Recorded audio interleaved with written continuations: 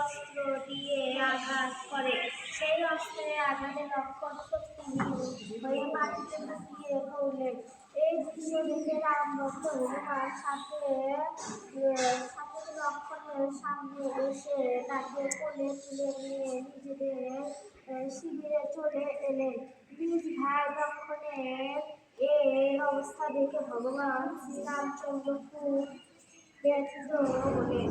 তিনি লক্ষণকে সুস্থ করার জন্য উদ্গ্রীব হয়ে উঠলেন।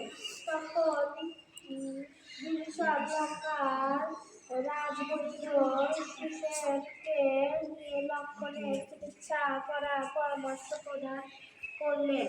হনুমান তখন শ্রীরামচন্দ্রের কাছ থেকে অনুমতি গ্রহণ করে লঙ্কার রাজবৈদ্যকে তার ঘর সহ তুলে নিয়ে এলেন। প্রথমে শুক্রপক্ষের হওয়াতে লক্ষণের চিকিৎসা করতে প্রশিক্ষিত জানায়, কিন্তু ভগবান প্রার্থনায় তিনি পরে রাজি হন। সুসেন বৈদ্য লক্ষণের আশঙ্কাজনক মুক্তি লাভের জন্য হিমালয়ের গন্ধমাদন পর্বত থেকে মৃত সঞ্জীবনী নিয়ে আসতে বললেন, কিন্তু প্রাপ্ত হল হিমালয় থেকে সবাই শুনতে পাচ্ছ? সবাই মন দিয়ে শুনবে। আসতে হবে, কিন্তু এই অল্প সময়ের মধ্যে ফিরে আসা ছিল তার অসম্ভব। কিন্তু শ্রীরামের অনুগত ভক্ত হনুমান এই কার্য সম্পাদনের জন্য এগিয়ে এলেন। তিনি শ্রীরামচন্দ্রের অনুমতি নিয়ে হিমালয়ের দিকে জয় শ্রীরাম বলে যাত্রা করলেন।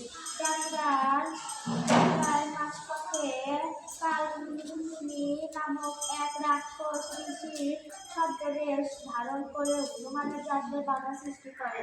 কিন্তু হনুমান ছদ্মবেশ ধারণ করা রাক্ষস কালমুনিকে চিনতে পেরে তাকে বধ করে। তারপর তিনি যাত্রা করে গন্ধমাদন পর্বতের কাছে এসে তিনি সেই পর্বত রক্ষাকারী দেবতাদের কাছে প্রার্থনা নিবেদন করেন এবং তার এখানে আসার কারণ ব্যক্ত করেন। পর্বত রক্ষাকারী দেবতা হনুমানের প্রার্থনায় সন্তুষ্ট হয়ে তাকে পর্বত ভিডিও হচ্ছে অনুমতি প্রদান করে। কিন্তু হনুমান কমতি দিয়ে চিনতে না পেরে সম্পূর্ণ পর্বতই নিজের হাতে তুলে নিয়ে শিবিরের দিকে